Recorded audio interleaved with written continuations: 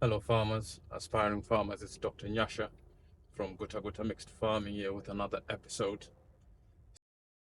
So, I wanted to just talk about how we got on with our first batch of chickens and essentially why we decided to do broilers in the first place. So, these broilers are not GMO chickens, as I previously thought, actually. They've just been selectively bred over a long period of time so that they're very good at converting what they eat into weight gain. And you can have your chicken fully ready for the market, for the butcher, or if you're selling them within a 6 week period of time, which was pretty important for us because we needed that quick feedback. Are we good at this or not, essentially? And if we're not, how can we improve? And I think within that 6 week period of time, you quickly know whether you're good at raising chickens. The issue is you're using too much feed, staff aren't good, for example, or your market isn't uh, ready for you when you're sitting by the time that the chickens are ready or should be ready. So I think we started doing a lot of research. I personally,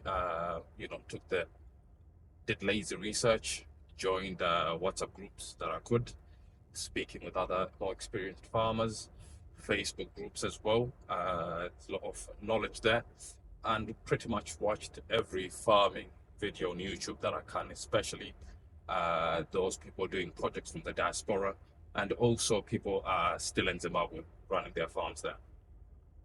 Um, and given that my personality nature is more probably of an optimistic type, I was just obsessed with his stories where people we talk about the success they've had. Basically, for example, buying 1,000 chickens this week, the following week, etc., and sort of maintaining that market of being able to sell 1,000 chickens a week, which was what was really inspiring me. And I was trying to convince all of my family, let's go into ultra attack mode here. Let's put a few thousand dollars together, buy chickens every week, save by 500 to 1,000 every week for the next 6 weeks. And by week 7, we're at least selling our first batch of chickens and we're already getting our profit back or making some money back at least. And you could probably be already in profit within the second or third week of selling your chickens. But thankfully, for me and for the rest of my family, they're a lot more cautious. And my mom really insisted we start with a much smaller number, see how we do. By that week 7 mark, we know if we've done well or not so well, and sort of change our plan accordingly. So thankfully, and thanks to my mother, she did insist we go for 120 beds. I think we got 5 or 7 extra, something like that, a small number, for free. So start with 120 beds, raise them, and I'll do another video of essentially how we raised our chickens, sort of, and what we've learned from the start up until now. So starting with 120 chickens, 125, let's say, for $120. Uh, the amount of money we spent on feed was just astronomical. Um, and I think really this is just because we didn't know what we're doing. A lot of feed was stolen by employees, something that telephone farmers should really be aware of and be on top of your numbers of chickens, be on top of the amount of money you're spending on feed as well. This is just critical, otherwise your business will quickly sink. So the numbers, $120 spent on chickens, on about 125 day-old chicks. I won't count the costs we spent on employees, medications, things like that. As say similar antibiotics, for example, you use on pigs, you use on your goats. So, true numbers, 120 US dollars spent on about 120, 125 chicks. Embarrassingly, at the end of that 6 week cycle, we only managed to sell just over half. So I think it was the actual number was 67 birds. You'd hear stories about birds have died. Some birds, genuinely weren't gaining weight.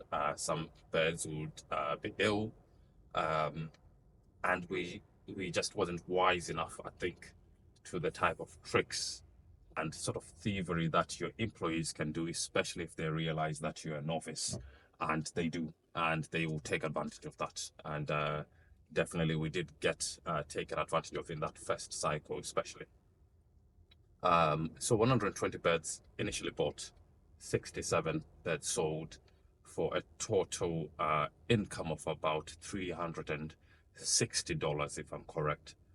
The amount of feed, as I said already, the amount of money we spent on feed was just astronomical and embarrassing, actually. We spent nearly $2,000 on feed. So all in all, total costs of about, let's say, 2,150 for that run, with income of about $330, meaning that we made a massive loss of essentially nearly $2,000, about $1,800. I'll do the maths and put the correct number there.